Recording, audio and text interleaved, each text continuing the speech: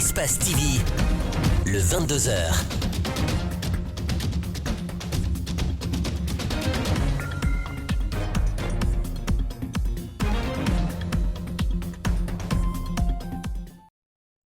Bonsoir et merci de votre fidélité au programme d'Espace TV. Au sommaire de ce 22h, le président du Parti de l'Espoir et du Développement national est rentré ce soir à Conakry. Après une longue absence dans le pays, Lansana Kouyaté promet déjà de s'investir dans la préparation des futures élections en Guinée. La CEDEAO resserre l'étau contre le Mali. L'organisation sous-régionale veut utiliser la méthode forte pour faire partir la junte malienne. En plus de l'embargo, la réactivation de la force africaine en attente serait une autre option. L'angle de ce mardi nous conduit dans la cité de Karamoko Alpha Molabé où se tient actuellement le Daka, un événement religieux qui date de l'époque coloniale. Chaque année, plusieurs fidèles musulmans rallient le village de Leiminanko pour la retraite religieuse. Et c'est l'angle de ce mardi. Voilà pour le sommaire. Les détails, c'est juste après cette virgule.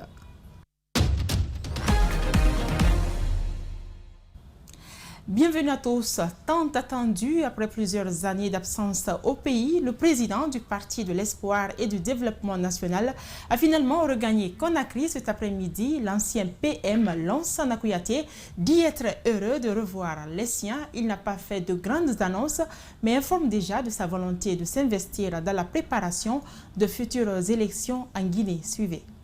Déjà, j'appartiens à une alliance, c'est le FNDC politique, qui comprend 3 partis et qui participe déjà à ces réunions. Bon, pour l'instant, je n'ai pas de préjugés. Je vais me rencontrer avec les miens et ensuite nous allons rencontrer, n'est-ce pas, les autres à une deuxième échelle. Le travail de terrain a commencé.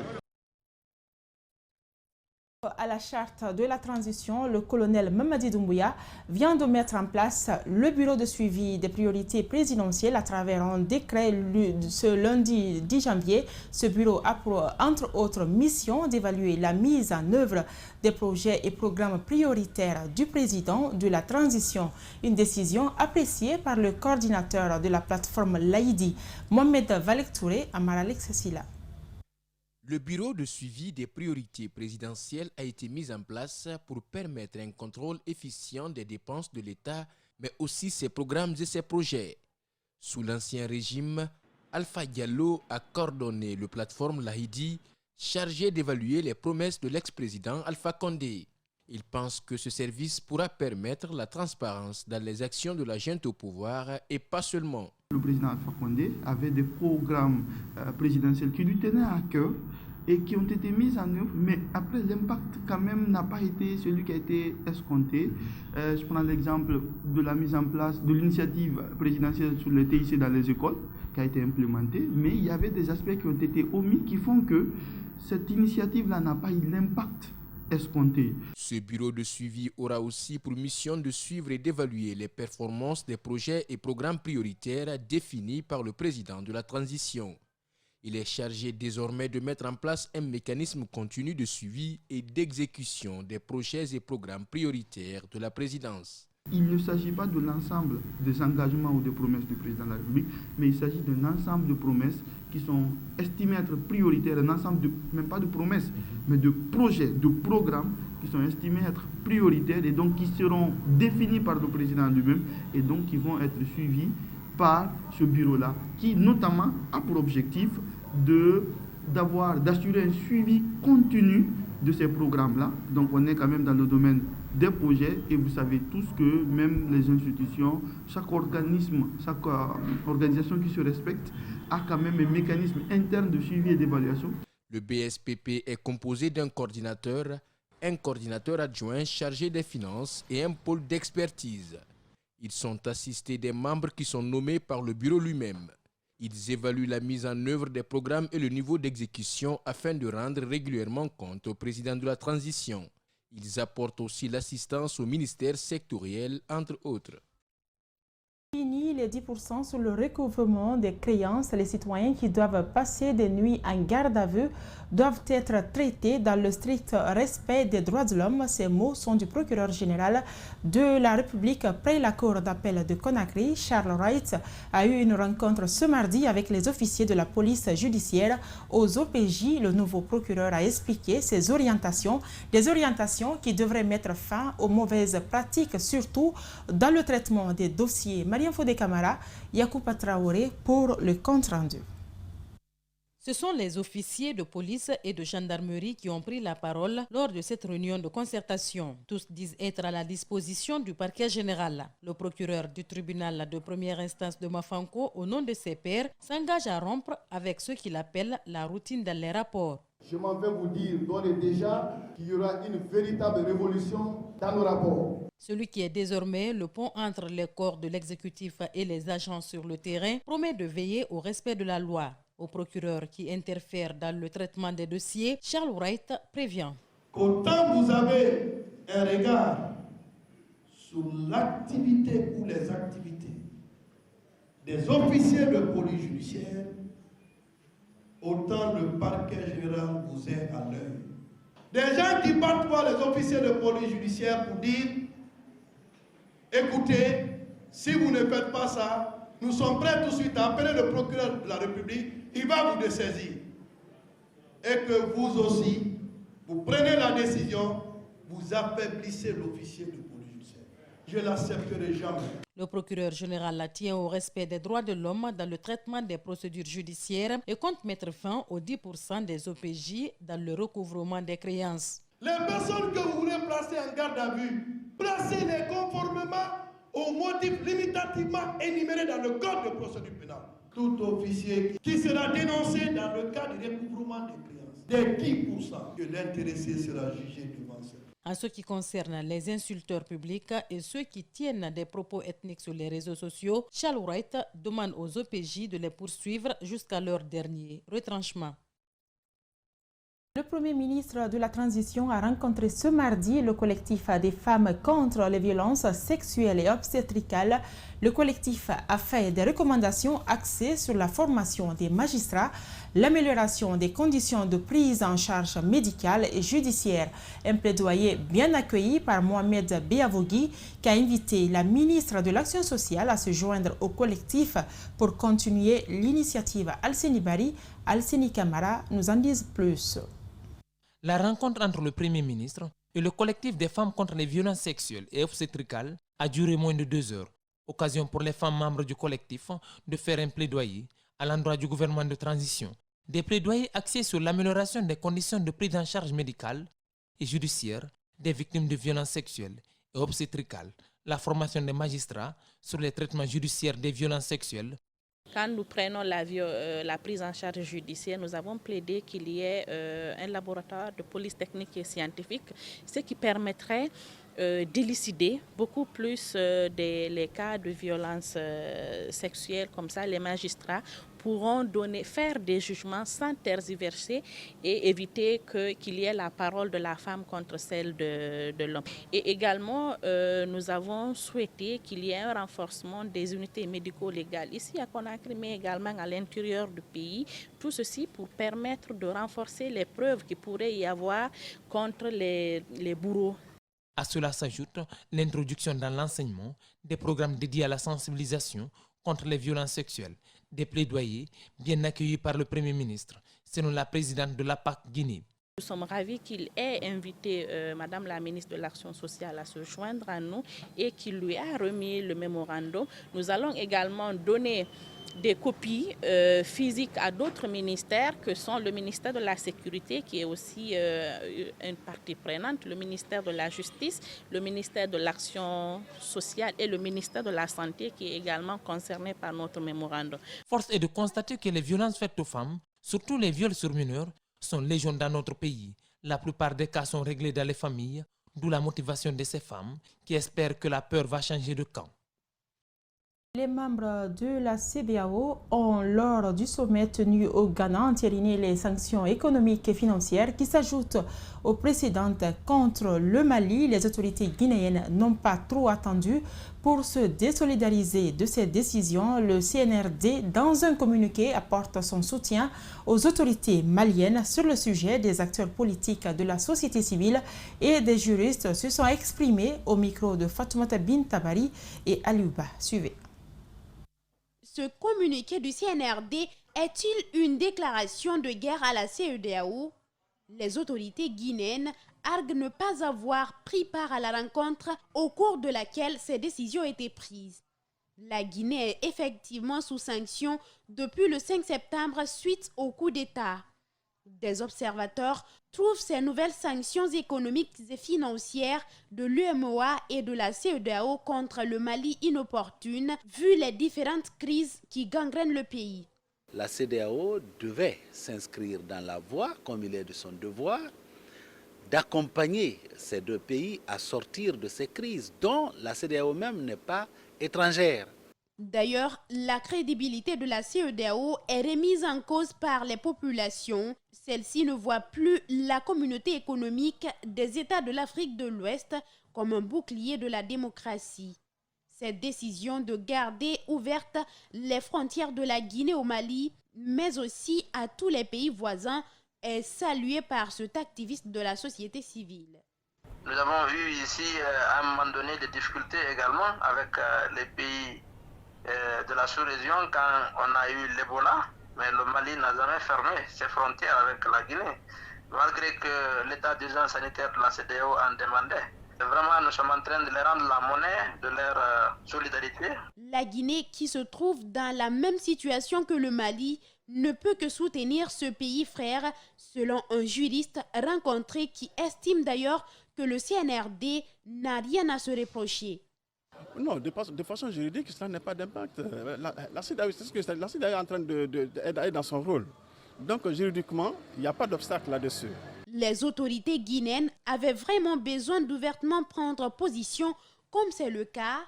En tout cas, pour beaucoup d'autres observateurs, les frontières guinéennes pouvaient rester ouvertes sans que cela ne soit dit. La CEDEAO et le Mali sont engagés dans un long bras de fer. Après le deuxième putsch en une année, l'organisation sous-régionale veut utiliser la méthode forte pour faire partir la junte malienne. La réactivation de la force africaine en attente serait une autre option, en plus de l'embargo infligé au Mali. Mamadou Kalisso, Ibrahim Souri Kamara. La CEDEAO ferme ses frontières avec le Mali, suspend les échanges commerciaux, excepté les produits de première nécessité, coupe ses aides financières et gèle les avoirs du Mali à la Banque centrale des États de l'Afrique de l'Ouest. Un véritable coup de massue à la junte malienne qui risque d'avoir des répercussions sur l'ensemble de la sous-région, selon ces politologues. Ces sanctions risquent de fragiliser encore plus le Mali. Et un Mali fragile au Sahel, c'est quand même un danger pour toute la région, y compris pour le Niger et pour le Burkina, qui partagent déjà une frontière avec le Mali. La CEDEAO est plus que jamais sous la sellette. Elle est amenée à résoudre l'une des pires crises sous-régionales de ces dernières décennies. Sa dernière résolution risque de se retourner contre elle. C'est un couteau à double tranchant. On va voir ce que ça va donner. Déjà dans l'opinion malienne, on se rend compte qu'il y a une partie qui est solidaire en fait aux autorités maliennes, mais il y a une autre partie effectivement qui considère que c'est les autorités maliennes qui ont poussé à l'extrême la CEDEAO à prendre ces sanctions. En réponse à ces mesures extrêmes, le Mali a appliqué le principe de réciprocité avant de revenir sur un ton réconciliateur. La Guinée refuse déjà d'appliquer les sanctions contre le Mali. Si la Mauritanie, qui n'est pas membre de la CEDEAO, emprunte le même chemin, ça pourrait être un échec pour l'organisation sous-régionale. Donc si ces deux pays-là collaborent avec le Mali, cela réduit considérablement les effets des sanctions de la CEDEAO à l'endroit du Mali et ce serait un échec de la CEDEAO. Et pourtant, sachez que c'est l'une des dernières cartes quand même que la CEDEAO est en train de jouer. La communauté économique des États de l'Afrique de l'Ouest compte aller plus loin en réactivant la force africaine en attente. Des compagnies aériennes comme Air Ivoire et Air France ont déjà suspendu leurs vols en provenance ou à destination de Bamako, même si la France n'est pas membre de l'organisation. Les travaux de l'atelier de formation en valorisation des résultats de la recherche de l'invention, l'innovation scientifique et technologique ont démarré ce lundi à l'université de Kindia. Pendant 4 jours d'affilée, les chercheurs venus de 3 centres de recherche de la place et de l'université de Kindia évoluant dans le domaine agroalimentaire seront outillés en matière de valorisation des résultats de recherche. Reportage Aboubakar Silla, Djibril Kamara. Cette session de formation en valorisation des résultats de recherche, des inventions, innovations technologiques se situe dans le cadre de la finalisation de l'exécution des activités du plan d'action 2021 du CREVIST. Elle vise entre autres à renforcer les capacités des chercheurs, innovateurs et inventeurs évoluant dans le domaine de l'agroalimentaire en élaboration de projets de création de PME, PMI à partir de leurs résultats de recherche. L'objectif de cette rencontre, c'est de donner à ces chercheurs-là des connaissances sur la problématique de la valorisation des résultats de recherche, les fondamentaux, les outils et les stratégies qui vont leur permettre de valoriser les résultats de recherche. Plus d'une trentaine de chercheurs, inventeurs et innovateurs des centres de recherche agronomique de Foulaya, de Kilissi, de l'Institut de technologie alimentaire de Guinée-Itag et de l'Université de Kindia prennent part à cette rencontre d'échange organisée conjointement par le Centre de recherche pour la valorisation de l'invention, l'innovation scientifique et technologique, l'Université de Kindia et le Centre de recherche agronomique de Foulaya. C'est très important. Je peux vous dire que c'est une innovation pour les enseignants-chercheurs et les chercheurs. Animé par 2 spécialistes en valorisation du bureau d'études et de formation BEFOR, au cours de cet atelier, des thèmes comme des fondamentaux et les modes de la valorisation, le brevet d'invention, les contraintes liées à la commercialisation, des innovations dans les pays où les ressources sont rares et tant d'autres modules seront développés à l'intention des participants. Cette formation vient à point nommé, dans la mesure où tout ce que nous faisons comme chercheurs, comme travaux de recherche, ne sont pas valorisés. Selon le secrétaire scientifique du CREVIST, cette session de formation est née d'un constat relatif à la non-valorisation des résultats de recherche dans le pays. On avait fait l'état des lieux, on a parcouru tous les centres de recherche, on leur a demandé ce dont ils ont besoin. Ils ont crié haut et fort qu'ils ont besoin d'être formés en valorisation parce qu'il n'y en a pas de spécialistes en valorisation. Eux, c'est des chercheurs. Les spécialistes en valorisation ne sont pas nombreux, c'est ceux qui sont au CREVIST. Donc, c'est un appel attendu auquel on a répondu cette fois-ci pour les former. Elle s'étendra sur une période de 4 jours à l'université de Kindia. L'Institut professionnel du peuple fait du chemin. En plus de la direction de Dubreka, son fondateur a cru bon d'ouvrir d'autres salles de classe à Sangaredi pour une synergie d'action. De promotion, des 2 blocs ont reçu leur diplôme devant des entreprises venues détecter des talents. Les étudiants qui se sont illustrés pourront trouver des stages pratiques avec option d'embauche. Mamadou Sadio Baldé, explication. Pour la première fois, les étudiants sortant de l'Institut professionnel du peuple de Sangaredi viennent à Dubreka pour participer à la remise de diplôme. Au terme de 3 ans de formation, 68 étudiants en topographie minière, opérateurs miniers et infirmiers d'État se présentent devant le public ici. Ce qui manquait à la Guinée, ce sont des cadres moins, souligne Abdoulaye Kamara, qui a passé une 40aine d'années à la CBG. L'IPP a de l'avenir parce que le fondateur, il est sérieux. Il a choisi des formateurs sérieux. Parce que qui dit formation parle de formateur. Et si, comme il a des formateurs sérieux, je crois que tout élève qui sortira de son école, ce serait une pièce prête à fonctionner. 52 diplômés en infirmier d'État, en transit commercial international et en comptabilité sont sortis de la direction de Dubreka. Sounou Assurance et Grand Moulin de Conakry sont parmi les entreprises présentes à cette remise de diplôme. Les écoles professionnelles comme IPP facilitent le recrutement aux industriels. Oui, on a promis des stages parce que souvent quand les étudiants sortent des différentes formations, ils ont le savoir, mais le savoir-faire, c'est dans la pratique que ça se fait. J'espère et souhaite, grâce à l'impulsion et de la dynamique du nouveau ministre de l'enseignement technique, ces écoles auront l'occasion de se développer davantage et de grandir, tout comme est en train de faire cet établissement IPP. Serment de Florence Dubreka. Et je me dévorerai au bien-être de tous ceux qui sont lâchés à ma garde. Je jure. Le fondateur, en plus Son rôle de manager donne des cours. Les leçons apprises ne suffisent pas pour la réussite. L'intégrité et le savoir-être sont indispensables pour espérer une carrière irréprochable.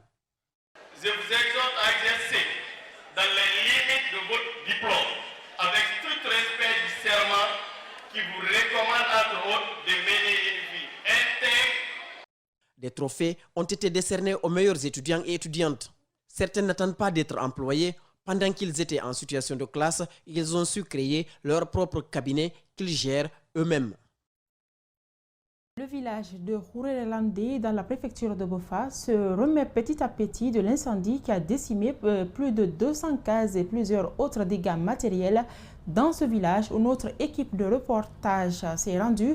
Les dons commencent à leur parvenir. Au-delà de ce sinistre, le village manque d'eau potable, de routes et d'écoles d'enseignement général. Alceni Bari, Amara Alex Silla. Rourelandé, dans Bofa, à 155 km de la capitale Conakry. Ce village est majoritairement peuplé de talibés et la plupart des concessions sont faites de paille. Il y a environ une semaine, un feu a consumé tout sur son passage. Plus de 200 cases, des motos, marmites, habits et autres biens. Rien n'est épargné. C'était le dimanche passé, quand les femmes ont fini de préparer, elles ont éteint le feu avec l'eau. Mais ce n'était pas totalement éteint. Des étincelles ont touché la paille et le feu s'est propagé. Cette dame a vécu ici et n'a aucune idée de son âge. Jamais de son existence, elle n'a connu pareil sinistre, nous a-t-elle confié. Depuis que je me rappelle, je n'ai jamais vu un tel incendie. Sinon, parfois, il y a des cas, mais pas d'une telle gravité. Ces populations ont bénéficié d'un grand soutien, une forte mobilisation des structures aux particuliers. Elles ont reçu des dons composés de chaussures, habits, ciment et même d'importantes sommes d'argent. La Corette de Mamadou Silla, les ressortissants de Bofa ou encore Fodé Bangoura sont tous venus en aide à ces communautés. Il faut que ça soit bien distribué et que vraiment, il faudrait que quand d'autres viennent des mains donateurs, ils puissent voir pour dire que voilà ceux qui ont contribué et qu'ils ont bien utilisé, et nous-mêmes qui ont contribué, tous ceux qui ont contribué, puisque on puisse être encouragés pour qu'on puisse faire de plus encore. Rourelandé manque de tout. Pas d'école d'enseignement général, encore moins d'eau potable. Les infrastructures routières et autres ne répondent pas non plus. Les gousses d'ail, un produit alimentaire traditionnel bien consommé chez les Africains. Beaucoup l'utilisent à la cuisine et d'autres même pour traiter certaines maladies. Quelles sont les vertus réelles? Notre équipe de reporters a rencontré un médecin généraliste avant de se rendre au marché de Matoto pour poser la question à quelques femmes qui ont bien accepté de s'exprimer sur la question. Marissa Kamara, Aliouba pour plus de détails. Jamais une sauce sans l'ail, nous racontent ces femmes. L'ail est une plante potagère vivace, possédant un bulbe à l'odeur et à la saveur puissante. La tête d'ail est composée de plusieurs gousses très appréciées en cuisine. Elle peut être infusée dans une préparation pour donner un goût délicieux à la sauce, mais aussi au plat du soir. Les gousses d'ail sont vendues à 25 000 francs guinéens le kilo et à 2 000 francs guinéens le petit sachet en détail. Cette femme se donne du plaisir à l'utiliser. Pour elle, même les hommes en état d'impuissance sexuelle peuvent l'utiliser pour avoir la force. Elle nous explique le mélange. Il y a les gens qui utilisent pour la force, mais ils mélangent. Par exemple, 1 kilo de gingembre avec 4 morceaux de l'ail, ronde là, qui n'est pas encore détaché, quoi. On pile ça, on met dans un sipa de 1 litre. Tu vois, comme ça, c'est fort. Il y a des hommes qui utilisent pour leur force. Ce n'est pas tout. Scientifiquement, l'utilisation de l'ail n'est pas recommandée, nous relate ce médecin. Les vieilles personnes l'utilisent certes, puisqu'elles le trouvent important. Mais ce médecin reste catégorique. Bon, je vous dis honnêtement, la médecine moderne ne recommande pas. Vous ne verrez aucun médecin que je sache qui vous prescrira dans son ordonnance l'ail. Des milliers de personnes l'utilisent et constatent une amélioration. Traditionnellement, l'ail est aussi utilisé pour chasser les esprits maléfiques, lutter contre de nombreuses maladies, tels que l'hypertension artérielle et le diabète.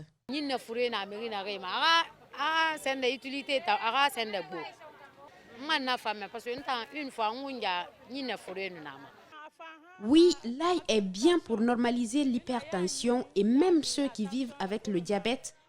Pour celles qui l'utilisent pour des entretiens intimes, le médecin précise que ce n'est point recommandé par la médecine moderne.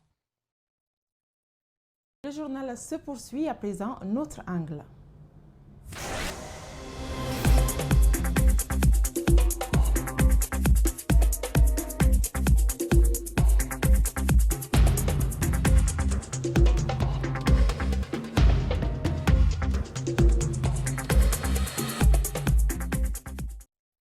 À la baie, le Daka, campement religieux ou de retraite religieuse temporaire vieux de plusieurs décennies, résiste au temps. Cet événement religieux inédit qui attire des milliers de fidèles initiés par des chefs religieux du Fouta a commencé pendant la guerre sainte pour imposer l'islam. C'est dans ce village de Leminanko que les fidèles se réunissaient en dehors des habitations pendant 5 jours dans l'optique d'adorer Dieu et faire des prières aussi pour triompher contre l'ennemi. Le nombre de participants est estimé à 12 000 personnes. C'est l'objet de notre angle de ce soir. Alpha Ousmane Ba, Tcherno Oumar Tunkara, de retour de Leminanko.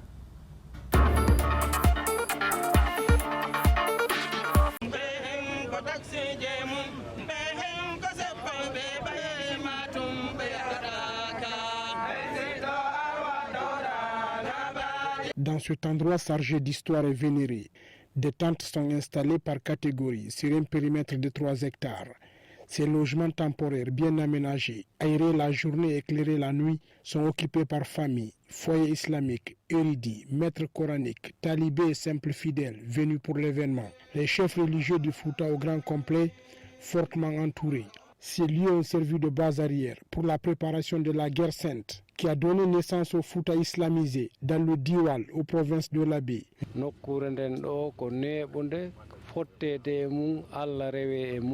Cet endroit a été longtemps un lieu de retrouvailles pour adorer Dieu. C'est ici que Karamokomo Alpha, le fondateur de l'Abbé, réunissait tous les bataillons du Fouta pour préparer les stratégies de guerre. L'endroit s'appelait Dakaji ou Petoy Tabalde. C'est de là que les troupes se rendaient à Daka centre-ville pour aller à la bataille.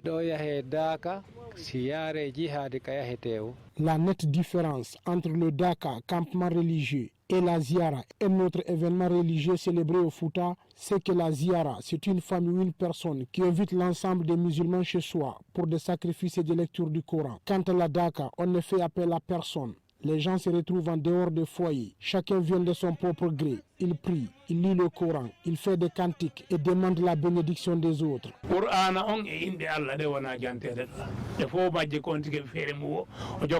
Nous ne parlons ici que du Coran et des noms de Dieu. Chacun se met dans un coin pour faire son travail. Ensuite, on partage. C'est l'importance de la communion des 5 jours sur place ici. Chacun fera ce qu'il peut. Personne n'écoutera celui qui fait la lecture, mais ici chacun fait sa part. Si vous êtes fatigué, vous vous reposez. Certains aussi viennent demander des prières pour trouver des solutions aux problèmes de famille et de la vie. Tout est possible pendant les 5 jours. Il y a des talibés qui peuvent lire le Coran une centaine de fois, d'autres une cinquantaine. Tcherno Hadi Drami, membre de la famille Ouro Aliabe, dont l'ancêtre fait partie des tout premiers occupants de la sainte cité de l'Abbé, nous invite à visiter leur installation, découpée en compartiments. Depuis le démarrage de ce campement-là, la famille Dramé est sollicitée, compte tenu que Mama Ali Dramé est un ancêtre et c'est un érudit encore qui réellement a fondé une grande partie de l'Abbé. Donc à partir de là, à chaque fois qu'il y a des ziyaras, on est invité officiellement. Pour ce campement-là, on a été invité et compte tenu de la grandeur de la famille et vraiment de la sagesse de la famille, on nous a donné un campement, le numéro 19. C'est marqué Darame Beben, Mama Ali Drame. Donc dans ce campement-là, on se réunit, on lit le Coran toute l'année. Ça, c'est notre doyen actuellement de la famille Dramé. C'est lui qui représente la famille Mama Ali Dramé. On est venu ensemble pour qu'on puisse, avec ta clairvoyance, qu'on puisse lire le Coran correctement, pour qu'on puisse vraiment apporter la bénédiction, la paix pour la jeunesse de l'abbé, pour les familles de l'abbé et pour la Guinée entière. Donc le campement, il est là depuis longtemps. On l'a fondé et chaque année, on le renouvelle.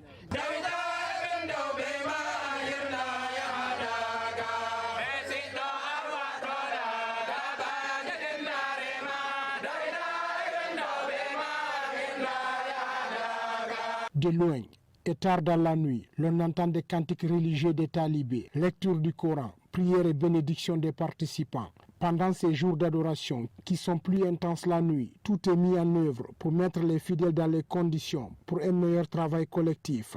Des restaurants à service libre et gratuit sont assurés. Tcherno Abou Zeid n'est pas à sa première participation avec ses maîtres coraniques et condisciples. Alhamdulillah Rabbil Alamin, 16 ans, ils se sont retrouvés ici dans le cadre de faire la retraite spirituelle, comme on a si bien indiqué. Pendant les 5 jours-là, une façon de demander pardon pour la quiétude sociale en Guinée. On va faire des doigts, des invocations, lire le Saint-Coran et demander d'Allah subhanahu wa ta'ala pour qu'il y ait plus de paix en Guinée et surtout un développement pour notre pays. Les cheikhs et les sages venant des lieux vénérés du Fouta se retrouvent autour de l'inspecteur régional des affaires religieuses, l'imam Badrouba, qui prône la poursuite de cette œuvre qui attire le regard des musulmans du monde entier à cette grandiose retraite religieuse. haray hiɓe fewtinde en e golleji ɗi tawata ɗin ɗon ko ɗi Allah o nulaaɗo yiɗi yarli hiɓe jokkintini du'a o haray ɗo hitande kala ko wiwɗon kon no ɓeyda ɗuɗude tun. Nos sages du Fouta nous recommandent des tâches qu'Allah et le prophète Mohammed recommandent aux croyants. Ils font suivre également des bénédictions. Si chaque année le nombre des participants augmente, cela sous-entend que nous sommes sur le bon chemin. Nous ne faisons qu'implorer la grâce de Dieu. Beaucoup de nos parents d'ici et d'ailleurs nous ont demandé des prières pour réussir des projets. Ils demandent ces prières aux talibés qui bravent les nuits froides. Donc nous le ferons pour tous ceux qui ont demandé et même ceux qui n'ont pas demandé. C'est pour tout le monde. Ko jeejan ko wonɗen e jeejude Allahu ɗo kon hewtayɓe kamɓe toriɓe du'aɓe fof hewta woɓɓe goo kadi hayɓe toraki du'a on ɓay ko fof wonɗen e du'anade. Ce campement qui a ouvert ses portes dans la soirée du mercredi 5 janvier a été clôturé dans la matinée de ce lundi 10 janvier 2022, soit 5 jours de confinement et d'adoration.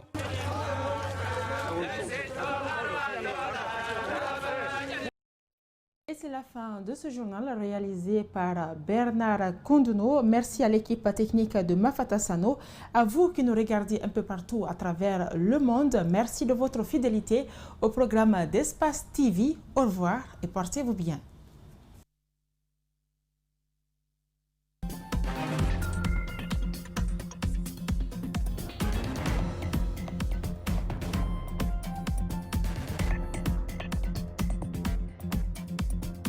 Événement Kaolack Radio.